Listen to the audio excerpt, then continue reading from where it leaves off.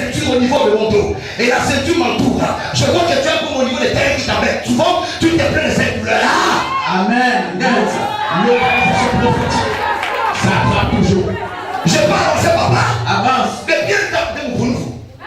Dès nos papas, là, bien ça devient un peu compliqué. Ça devient compliqué. Pour faire ça. Le mal là t'embête. En fait, même au niveau des hommes, ce n'est plus vraiment ça. Il n'y a pas de homme, c'est la clinique ici. Amen. C'est exact, papa. C'est exact. Et tu es dépassé. Je vois une corde au niveau des terres. Amen. Il y a aussi le problème des finances. Amen. C'est petit, papa. Ça ne jamais. Comment tu fais dépasser? Vous êtes habitué au Ghana?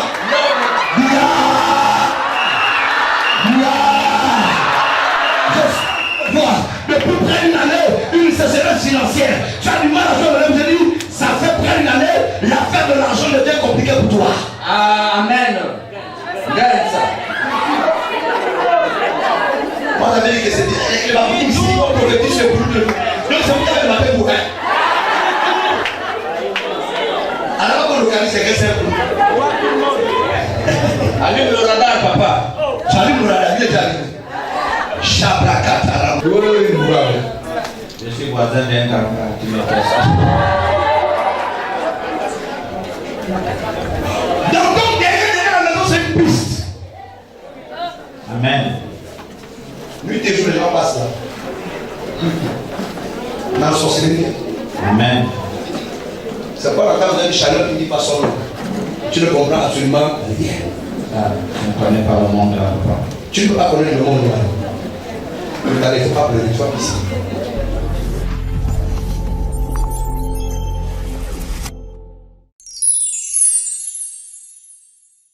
Nous venons d'assister à un merveilleux culte du côté de la cité du surnaturel, dont le leader n'est autre que le révérend apôtre Élie Rodrigue Iwangu. Alors je vais me retourner du côté de papa. Papa, bonjour. Bonjour madame. Comment vous allez? Je vais très bien, merci. Alors, comment vous vous appelez déjà pour la gouverne de tous ceux-là qui nous écoutent? Je m'appelle monsieur Kumba Guy Bernard. D'accord. Et est-ce que c'est la première fois que vous nous visitez du côté du Med?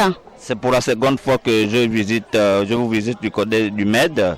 J'ai été tellement émerveillé à travers les émissions qui passent à la radio. Au vu de ces faits, j'ai été interpellé personnellement afin que je puisse assister au premier et au second culte que je venais d'assister ce matin. D'accord. Alors, au-delà du fait que vous ayez été interpellé par les émissions, est-ce que vous-même vous avez une préoccupation, vous avez un besoin qui vous ont mené du côté de cette église?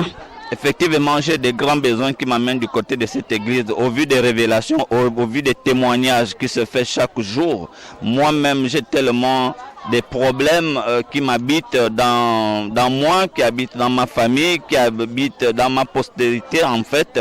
Donc, comme l'a dit tout à l'heure, parce que j'ai pu, le prophète, pendant l'exercice du ministère, au vu de sa projection, de son radar, il m'a interpellé, il m'a dit certaines choses, que je souffrais d'une corde, je souffrais de certains maux, certains problèmes d'homme dont je vis en moi. Effectivement, c'est bel et bien ça. Et au niveau de mon terrain, je ne vis pas bien. Au niveau de ma famille, mes enfants sont persécutés. Au niveau de l'école, j'ai un voisin charlatan qui ne cesse sincèrement de me perturber depuis près de 10 ans.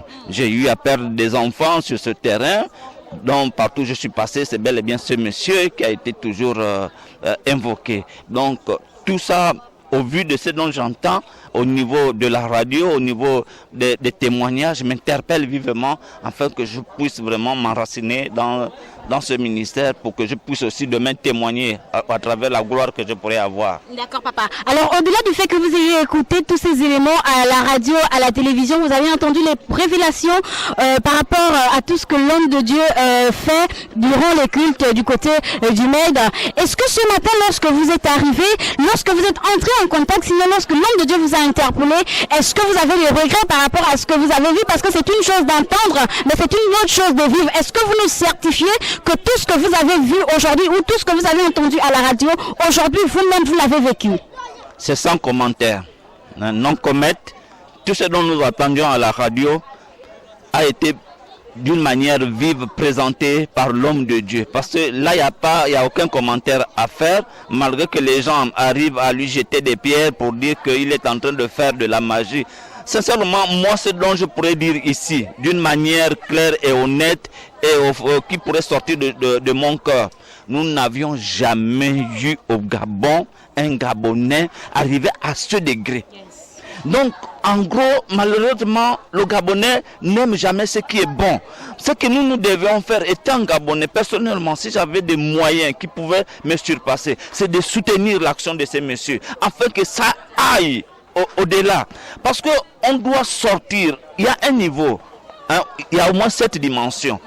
Hein, il y a au moins 7 dimensions dans la vie. Ce qui est sûr, ce monsieur est arrivé au moins au sommet. Hein? Parce que si ça aurait été un Djoko ou bien qui venait au Gabon, il attirerait beaucoup de monde. Et les gens devraient sortir de l'argent pour quelqu'un qui vient pour 2 minutes. Il vient vous bluffer et il s'en va. Lui là, il est enraciné sur sa terre natale. Et comment vous diriez-vous qu'on ne puisse pas lui donner des moyens et de lui bénir encore, afin qu'il puisse encore s'élever au-delà et pour pouvoir sortir cette nation de là où il s'est